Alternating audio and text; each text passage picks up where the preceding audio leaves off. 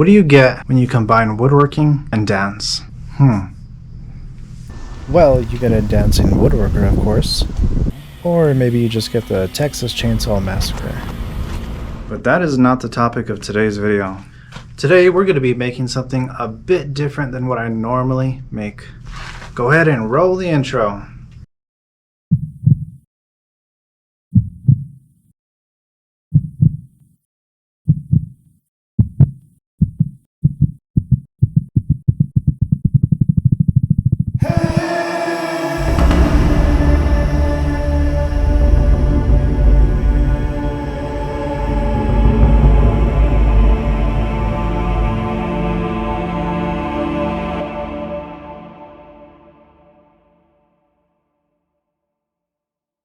Today I'm going to start off this build using a bit of an unconventional yet very practical method. Basically I'm just laying out some 2x6s that we're going to clamp to the table, and we're going to attach our maple to those boards using double-sided sticky tape. I was actually inspired to do this build because recently I had went to a local farmer's market in my city, and I seen a lot of other people doing Day of the Dead decorations, and I honestly just really love the idea, so I wanted to make my own version of a Day of the Dead skull, and basically this is what I came up with. Alright, we have the Shaper Origin all set up here and ready to go. We're going to be using this bit right here. This is typically used for engraving and cutting out designs for what we are doing now. So we're going to put that in the chuck here.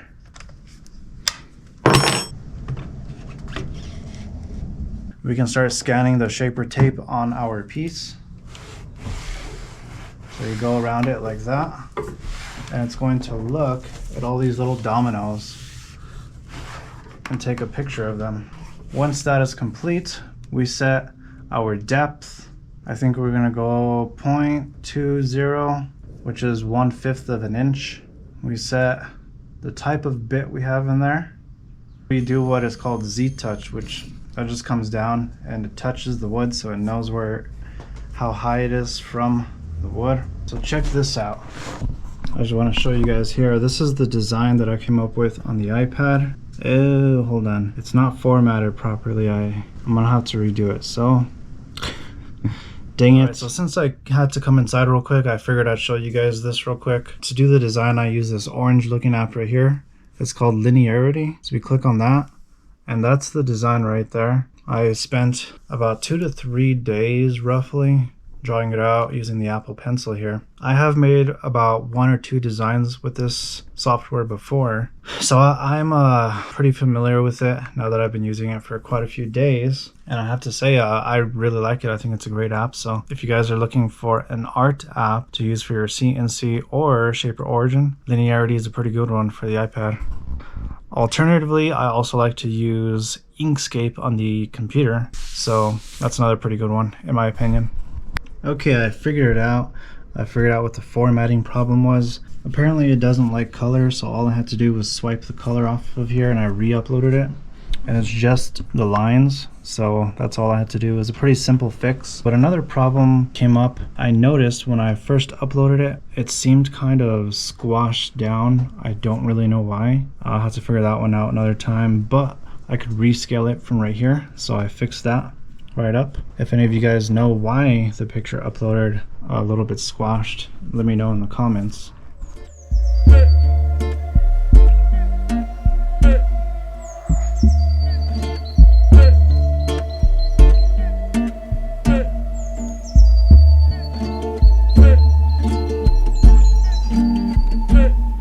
Alright, I just finished carving out the outline and it is looking pretty good. I am really liking it so far. It's coming out super awesome. All I have to do next is we still have to carve out the insides. This is just the basic outline, so we're gonna go through it again and carve out these insides, but I'm probably gonna do that manually by hand because the Shaper Origin does take quite a bit of time. Now to get out all these little pieces of tape, what I like to do is I'll just get a chisel like this and they come off pretty easy.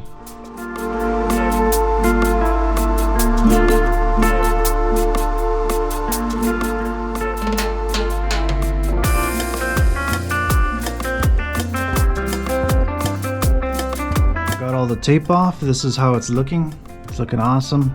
What I got next is, this is a 1/8 inch spiral bit. We're gonna use this to carve out the inside so we could fill it in. And I got the plunge router here. So let's get her done.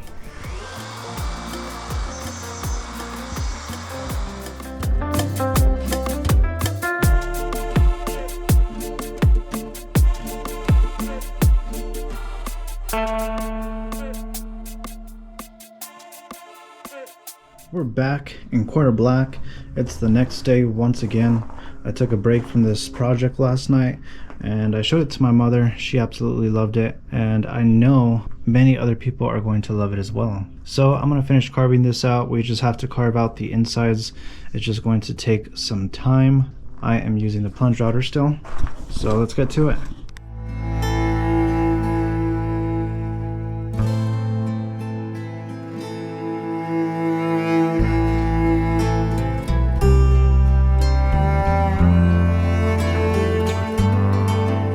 Now I have a few Dremel bits here that we're going to use. Here's the Dremel. We're going to just go over it and try to clean up some of these carvings. There's a lot of areas where there's still a little bit of dust in there that we can loosen up. We're just going to loosen it up and clean it up the best we can. I have this one, which is a spiral bit.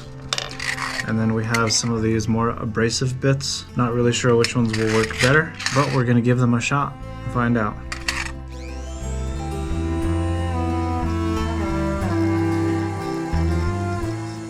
And right away I could tell that this is already working very well for removing all of that little bit of debris in there. But I think I'm gonna go ahead and use this one. And this one also works very, very well. I have only one complaint. There is some very, very light burning I can see on the top. But aside from that, it's cutting very well. And there you have it, guys. I think she's about ready to pour. Hold up 1 second, I almost forgot one thing. Before we begin the epoxy pour, there are a couple of areas in the design. For example, I don't know how well the camera could pick it up, but right here in between this leaf petal and this green leaf, I'm going to use two different colors. And the wall kind of just got a little bit too thinned out with the thickness of the bit that I was using. So we don't want those two colors to mix together. So what I'm going to do is I have some wood filler here. This is actually a pine colored wood filler, but I think it'll work perfect for maple. That's what it looks like, just in case you guys are curious. And you can tell the color is almost spot on. I'm going to just kind of pile it in there the best I can. It's not going to look pretty right away, not until I carve it out anyway with the Dremel.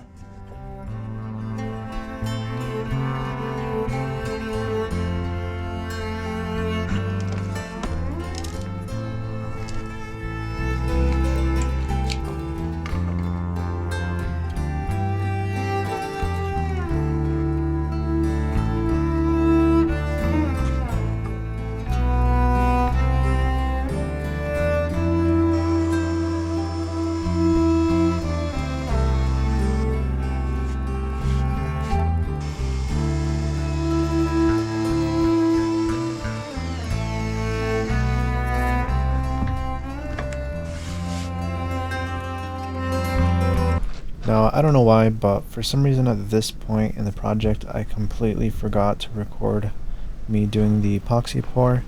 But this is the result immediately after I finished the pour, and I put one of my other projects next to it side by side, just for comparison, for fun. So the epoxy is done.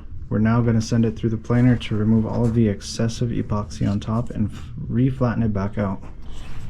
And I apologize again at this point in the project because here, yep, my camera died. Now we've got it flattened back out, but sometimes we get these little bits of epoxy flakes stuck to the board, so we're going to take those off real easy just by hitting it with a sander. And just like that, we got all the flakes off. Now what I'm going to do here is something I like to do, and it is called popping the grain. And basically what we're going to do is to get all this dust off for one, And 2, we're gonna raise the grain. We get some water, put it in a damp cloth or a napkin, doesn't really matter, and just wipe your board down. That's gonna get all of that dust off, as well as raise your grain up. Now I'm gonna let this dry off for a minute, and we're gonna come back and we're gonna hit it with the sander one more time. Once it's dry, it should feel a little bit gritty, which is exactly what we want. Now we're gonna get our sander. I'm using about 220.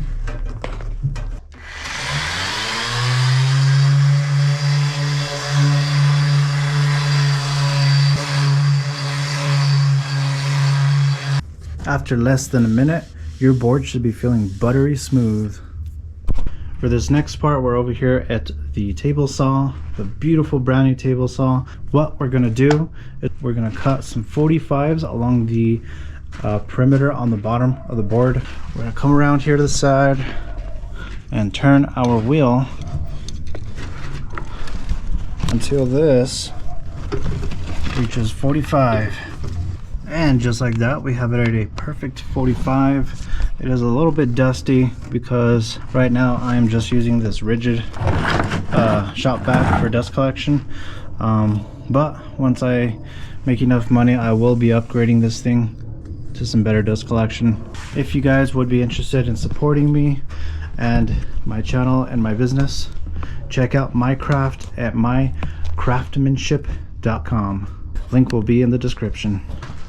Now that we have it set at a 45, for this part, I basically just eyeball how far into the blade we're gonna go. And I kind of guesstimate more or less where it's gonna be. If you're feeling unsure about the angle, sometimes I like to get a test piece and do a cut just to see how it's gonna look before I do it on the actual piece. And I really like how this is looking, so I'm gonna go ahead and do it. So let's try that out.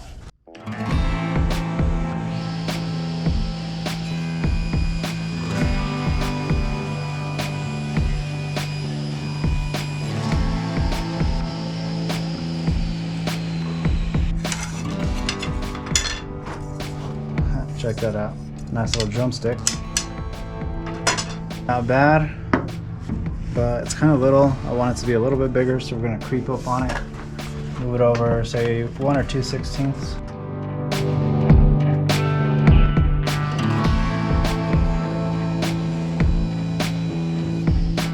I would say that looks pretty good. I like that. I like how it's looking. So let's go ahead and do it to the other side.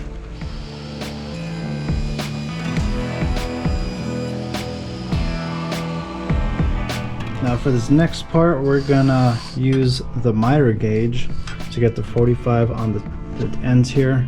So I have the miter gauge set up for the right side of the table saw. Basically, you want the top of this corner to line up with the blade. If that makes sense, you just want the blade to cut right up to the top of that corner there. So I'm just gonna eyeball that and get it as close as I can. Since I have this beautiful Harvey table saw, we also have the Harvey compass miter gauge that allows us to use the stopper right here, and that'll hold the board right in place. We're gonna make a cut, but we're gonna come up a little bit short on purpose, and then we're gonna creep it on down using this little doohickey right here. Now, if we look at this corner here, you can see we came up short. That is exactly what I wanted. I did that on purpose. We are going to adjust the miter gauge and do it again. Now I don't know how well my camera could see this, but there's some really tiny tick marks here with some numbers on it. Right now it is on 0. We're going to loosen this thing up, keep this one tight, and we're going to turn this all the way around, 1 full revolution back to 0. And if we look right here, that brings us a little bit closer. We can butt our board back up against that. And now we're gonna take off 1/16 of an inch exactly. Now as we can see, we're still short, so we just repeat the process until we get it exactly where we want.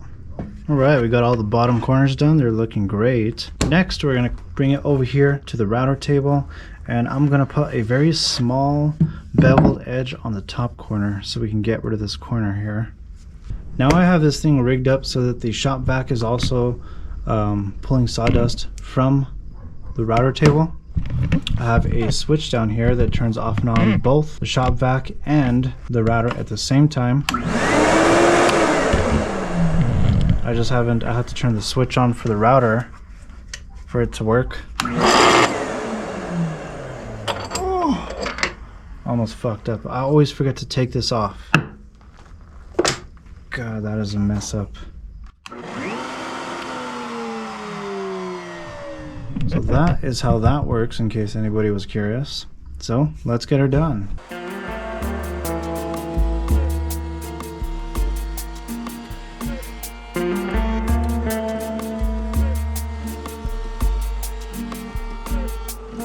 Did the two sides here, but I haven't done the top and the bottom corners, because what we're going to do is I'm going to get a little bit of tape here and I'm going to just wrap that right around this corner here. And what that does is that prevents the wood from tearing out.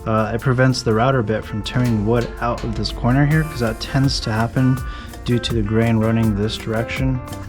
And same thing in this corner right here.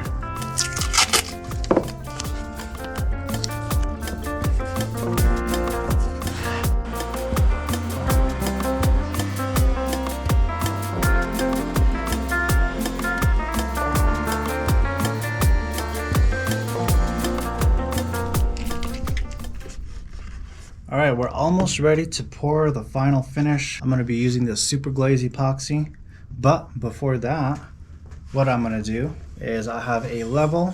I like to make sure it's nice and level, because this table I'm using isn't super level. That way the epoxy doesn't pour off. I have a bunch of thin wood strips here I'm going to use as shims, just trying out some different sizes and seeing what works.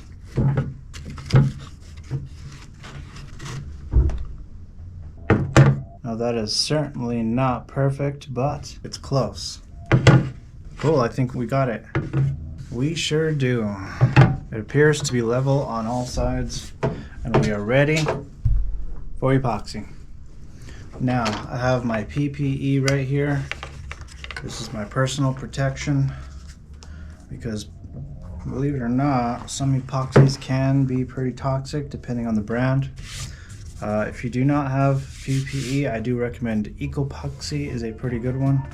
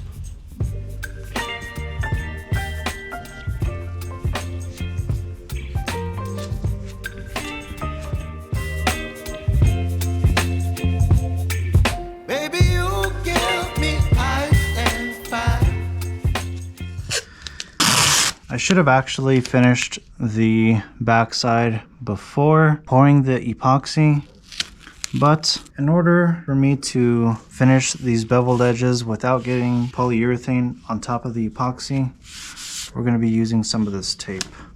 Now all I'm going to do is I'm going to get the brush, and this is thinned out as usual. I'm going to gently apply it on the edges just like that. Real nice and beautiful. Of course, I always wipe off the excess. There we go.